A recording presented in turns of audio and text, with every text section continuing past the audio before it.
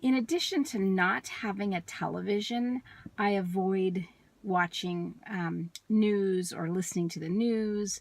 I don't really want to know what's going on, and I never have since I was young. And that drives, of course, my mom crazy, who's very political and very much an activist. Perhaps I'm avoiding it because I, like to live in La La Land, and perhaps I'm avoiding it because she was so political and it's my way of just sort of rebelling. But what I've discovered is how it was making me feel. So it's not that I've never watched the news or never listened to what was going on in the world, but because I am such a sensitive person and an idealist, listening to sad things or horrible things in the world that I felt like I had no control over was just plain old depressing. I remember years ago there were a few people trying to change the news in terms of offering us something more enlightening. There was a magazine, I think it was called Yes, because it wanted to give positive news. And I know that there are people doing that. I know our local radio station will often share about positive news, and I, think that's wonderful. What I want to say about being an intuitive is that sometimes we are so sensitive that news can affect us in detrimental ways. Some might say not watching the news is detrimental. But when you're a very sensitive person who is working to create harmony and shift your own reality and raise your frequency to the highest possible, which is really emanating joy and love, it can be hard to do so in spite of whatever's going on in the news. So what I recommend, for me anyway, is that if you find yourself struggling with feeling good, with having a positive outlook, then perhaps it's best to avoid anything that makes you feel more dense, and specifically the news. So I'm guessing you saw Avatar. Many years ago when I saw it, I remember enjoying it. And like most of us, you probably had those warm fuzzies at the end of the movie when, the good guys won. And I just remember talking with my son's teacher about the movie and saying, how good it was and such. And she said, I just don't like that these movies always have to end in war. And I thought about it and I thought, okay, what else would they have done? I mean, these people were being attacked. And she said, I don't know, but there has to be a different solution. And, here I am thinking, well, I can't even think of what that solution is. I mean, it didn't even occur to me that there would be a different solution. I'm just sort of limited in my thinking. I didn't even realize. Well, at that point, that question stuck with me. So I took that question to my friend, and my friend is very wise. He's been awake since the 70s. So I remember speaking with him. His name is Tim Glenn, and he is just so wise that sometimes I feel like, that Kung Fu movie, oh, grasshopper, and going to, get the information from the master. But nonetheless, he said to me, there's this old Star Trek episode in which the crew, Captain Kirk and Spock, go off to this planet. Well, the planet is so highly evolved that when they get there, they have their little guns, like they do, their little laser guns. And the beings there told them, those weapons don't work here. They won't work here on this planet. And of course, Captain Kirk, kind of like me, is like, well, why not? This is what we've always done. And so at some point they tried to, fire their guns, and they simply didn't work. And as Tim pointed out to me, that there are frequencies that are so evolved and so loving that anything that is not of this love consciousness, weapons, war, just simply are obsolete. They don't work. It won't happen. What a wonderful concept. I was just like, wow, this is incredible. He went on to share with me a wonderful quote from Buckminster Fuller. And it says, "You never change things by fighting the existing reality. To change something, build a new model that makes the existing model obsolete." And in essence, this is exactly why I don't watch the news. Because not only am I, is it lowering my own frequency, and am I getting, more frustrated about what I can't do, or what the world is coming to, but there's also this place of me recognizing that's not my reality. That's not the reality that I want to experience and live in. And so the idea behind this show is, yes, I want us to bring forth these higher frequencies of love consciousness into our being and create actions. And it's not about ignoring what's going on and not feeding the homeless or not engaging in things that are going on here. But as long as we keep focusing and focusing and focusing and trying so hard to change things here, we are in essence keeping the reality intact, right? So my idea for doing this show is to start to shift our own realities and our own lives to create such a high frequency of love consciousness in our lives that we begin to build a new model, making the existing model obsolete.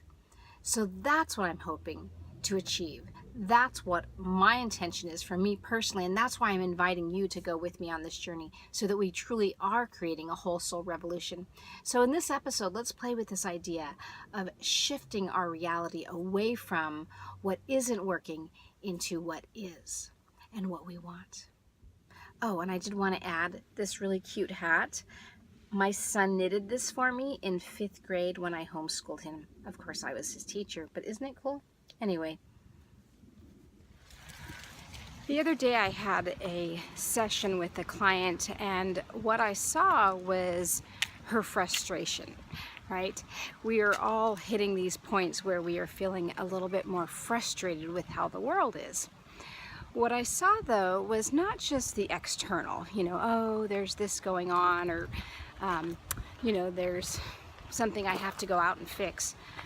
But most of us feel a sense of needing to fix something inwardly for ourselves.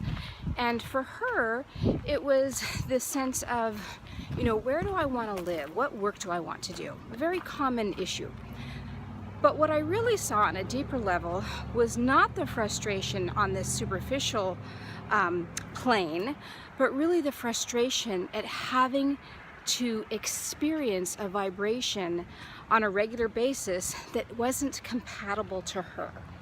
So what I saw was her frustration at having to constantly keep her vibration at a certain frequency to match the environment. Now, I would say, gosh, was it 10 years or more? I went to a therapist, and she was intuitive as well, and I think I've spoken about her before. But nonetheless, she said, wow, you're very awake, your frequency is very high, and she said it's like you've spent your whole life bringing your vibration down, lowering your vibration just so people could understand you, could get you. And she jokingly said, it's as if I was spoon feeding people. Is this low enough for you? So we are now at a time in which we don't need to be slowing our vibration anymore. We don't need to bring it down to match that which makes everybody else around us feel more comfortable, but also that keeps the status quo as it is, because people don't want to change. We as a people, right, as these light workers coming to our planet, want change. And in that, we want to start to allow our own frequency to rise. And in doing so, we often have to disconnect from what's not working, what's not compatible. Where we live and where we spend much of our time is vitally important to our well-being in terms of a frequency and in terms of our health. So for example, if we are in a very congested area with lots of smog and smoke and pollution, that's going to have an impact on our health. As well, if we're in an area where there's a lot of crime and a lot of gun violence, we are going to, be living more in a place of fear and protection. So again, that's going to impact our overall well-being. So it is not about one place being so-called better than the other, but it's about really recognizing what energies are around certain environments and how that can create these denser experiences in those environments. When I was working with my client, I was seeing the earth as this pure energy field that is operating out of this very high frequency. And what's happened is, as we congregate, as we come together, we can change the dynamic of that field with our own thoughts, with our actions, with, our vibration. So if we are in an area where there's a lot of density, where there's a lot of, whether the density is crime or poverty or despair or anger, that density can be just formed by our belief in how the world is supposed to be. So if we're in a very busy city that has a lot of people thinking, I have to get to work on time, my, whole world is, dependent on me getting this job or doing this job well or getting ahead, and here's the way the world works, that will impact our own experiences in some way. So many times people will say, you can't let someone else affect you. It's up to, you're giving them the power if something causes you to feel bad. So if somebody says something to me like, oh, you're just, wacko, I could go, yeah, I know, and laugh, or I can go, oh my gosh, that totally hurt my feelings, or I can cry about it for days, or, whatever. I have lots of choices. But would I repeatedly go and hang around that person who is calling me names and thinking that I'm crazy or stupid or whatever else? For my own well-being, no, I don't want to be around that person. I don't want to watch that news that repeatedly makes me feel crappy and bad about my world. And I don't want to necessarily live in a place that is filled with a certain vibration that doesn't match mine. And again, it's not that there's some better place out there that's going to be better for you, and that once you find that place, all will be well. It's just recognizing how much harder it is to stay in this expanded frequency when you are continuously around a denser energy. So if you are feeling that sense of heaviness, of things shifting, of being frustrated perhaps with how things are, but there's nothing in particular going on, perhaps what's really going on is your frequency, your true self, your vibration is saying, let me go, let me out, let me experience who I really am and stop having to feel like I'm needing to keep myself down to meet the needs of others. I do want to share a little bit about what's going on right now on the planet a little bit, because that may help you understand how you might be feeling if you are feeling these experiences. But I do have to get to where I'm going, and I will connect at that point if I have enough time. Okay. My son's senior class has a performance today, so I did get here early enough to share with you what it was I was seeing earlier in the week. When I was working and looking at this whole planetary information, about the frequency and such, what I saw specifically about what's going on right now is that we are almost in what I would say a funnel of sorts. We are in this energy field in which we are open to streaming through a lot of high frequency insights and information. I like to use the word information, not because it's something we should know or understand, but because as the energy comes in, it's forming, that we in essence are information at all times. And there are times when, whether it's because of some kind of shift in consciousness that we've collectively decided, okay, let's take another, dose of this, or if it's more planetary or whatever, it doesn't really matter to me what it is. I will see these, what I would say, portals or spaces in which information comes in very rapidly and very intensely to not just the planet, but to each of us. And of course we have to be open to receive it, and sometimes we don't feel it, but or even understand it, but what we may notice are some particular symptoms, and those symptoms are, in my client's case, getting frustrated with how things are and going, I want more. I want more. What is going on here? And I don't mean more like, oh, it's Christmas time, I want more. I'm saying I want more from my life. I want more from this experience that I have come here to embark on, and I want more out of me to navigate through that experience with grace and joy. So these energies that are coming in are really opportunities for us to claim that more in us, and to allow, and to maybe even ponder on a little bit. So if you do notice it or feel it, say, okay, what's coming up in me, and what is that more that I'm experiencing and wanting? What is that? And just maybe do some journaling behind it.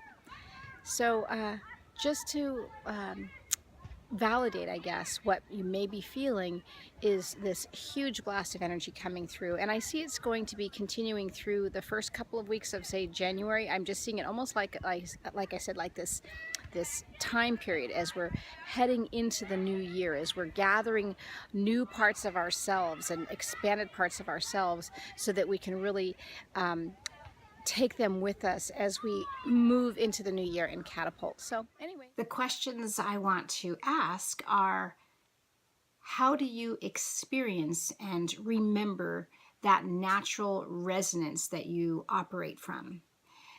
What's in your life that's clouding your experience of that? For me personally, not just avoiding the news, I live away from the congestion of a big city. I don't really engage in things like going to the mall. I make sure that the people in my life are people I actually enjoy being around. And even in terms of my social media, the people that are on my feed, sure, we may be, preaching to the choir, but they are like-minded souls. It's not that we have to separate ourselves and create a utopia or anything like that, but it's really about giving yourself that sacred space that you need in order to allow that frequency to be experienced as often as possible. Once you get used to that, then you are able to more easily go out into places without having that feeling of bombardment. Just wanted to share some thoughts around experiencing your own frequency and ways you can take care of yourself doing so.